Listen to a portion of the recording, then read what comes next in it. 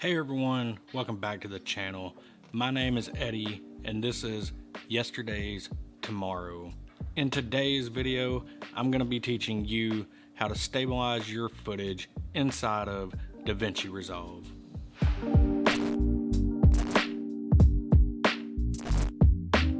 Stable footage is a no-brainer if you want your content to look cinematic and professional. This can be achieved many different ways. One could be through your camera's IBIS system, and some lenses also offer stabilization in them. But if you're on a budget and your camera doesn't offer any kind of stabilization, or if you just want to take your already smooth footage and make it that extra buttery smooth, then stabilization is critical in the editing process. So if you want to learn a new skill today, then let's dive into the tutorial. Alright, so we are over in DaVinci Resolve now. I've queued up a test project so I can do some post-stabilization here and show you how to do it and what to look for. You want to make sure that you're on the edit page like we are right here. You want to make sure that you have the media inspector window open over here. So if it's not open, right here in the top right, you can click the inspector. I was going to bring that up. And what we're going to be looking for is the stabilization. And again, if this is not open, just click right here where it says stabilization and it'll open up. Alright, so this is fairly simple and I'm going to explain some of this to you real quick. This function here, the camera lock, it acts almost like a locked off tripod shot. So what that means is it's going to try to eliminate all of the movement in the footage. So we're going to do that real quick. I'm going to click it and click stabilize and wait for it to load. Alright. And because that was a very shaky shot, it did its best, but just not quite what we're looking for. So we're going to uncheck that. That's just for certain situations. Like if you have a handheld shot that's not moving a whole lot, that is really good for content like that. The zoom function is going to zoom in just a little bit so you don't see the crop on the borders. You'll see like a black bar going around the edges. And I'll show you real quick what it looks like without it. So I'm going to zoom out of it. I'm going to click stabilize. And we're going to play it back. Maybe kind of hard, but right there you can see where it's causing issues because it's not zoomed in far enough to hide where it had to crop. So you definitely want your zoom function checked. And with the different modes, you have 3 different ones: perspective, similarity, and translation.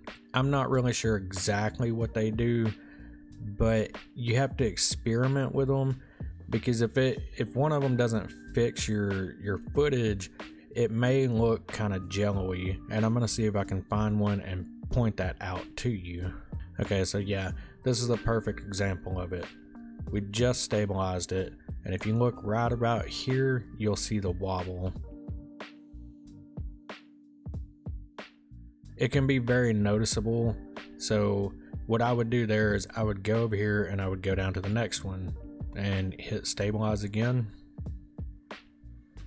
Alright, let's play this back and see what it looks like this time. Remember, try to keep an eye in that same spot.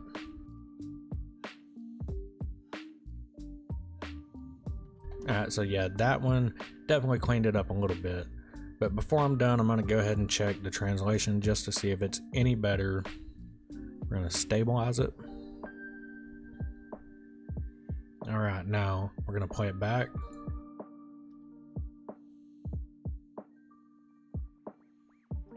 See, that one had a little bit of weird warping going on around the phone itself. So I'm going to go back to similarity and wait for it to get done and play it back one more time. Alright, and the cropping ratio, you can crop in a little bit more. You can even smooth it out, and you can change the strength. All of these produce different results, so it's worth experimenting around and seeing what you can come up with. This is honestly the best way to learn, because even explaining it until you do it a couple of times, you know, it's something you just got to do by feel. So we're going to go ahead and we're going to stabilize the rest of these real quick and see if we can make them better. And play this through before. Alright, as you can tell, that's pretty shaky. Gonna stabilize it. Alright, let's play it back through one more time, see what that did. Yeah, so that did pretty good. Let's go on to the next one. Gonna click stabilize. And this is what it looks like. Look like a little bit of jello-y stuff going on right there. So let's try the next one.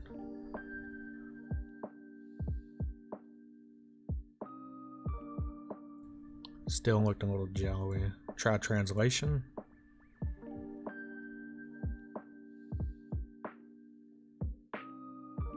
Alright, yeah, I think perspective was the one for that one too.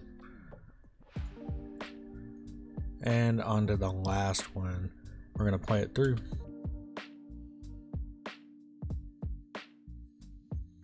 As you can tell, it's a little shaky.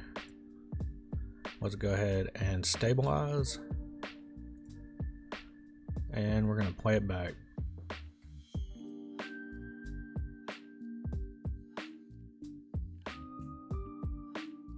Try similarity next. And again, this is all about trying to find the one that looks the best.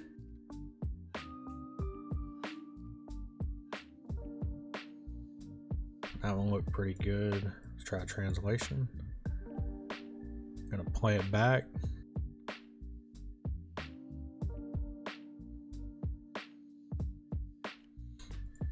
I think the similarity looked at the best. We're gonna go ahead and move them there. Now I'm gonna do a little bit of trimming and I'm gonna do a little bit of speed ramping to kind of change it up just a little bit to show you what you can achieve from this. This is what it looks like just with the stabilization and no other editing techniques.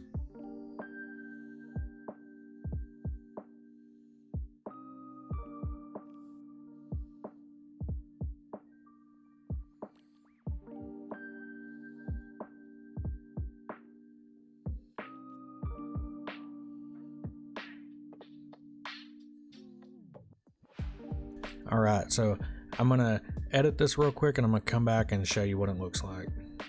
I just got done doing a pretty quick edit with some speed ramping, and you can see right here I've got all that stuff still open, so you can kind of see what I did. Mind you, these clips are not perfect. They weren't perfect when I shot them, and I struggled making content out of them, but I figured it'd be a good opportunity. And let's check out and see what I was able to make out of those clips.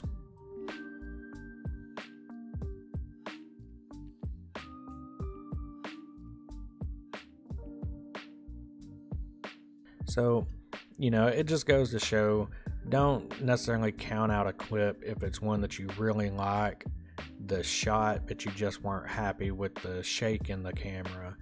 At least give it a shot and try the stabilization in the editing process, and I'm sure you're gonna find some content that is still usable.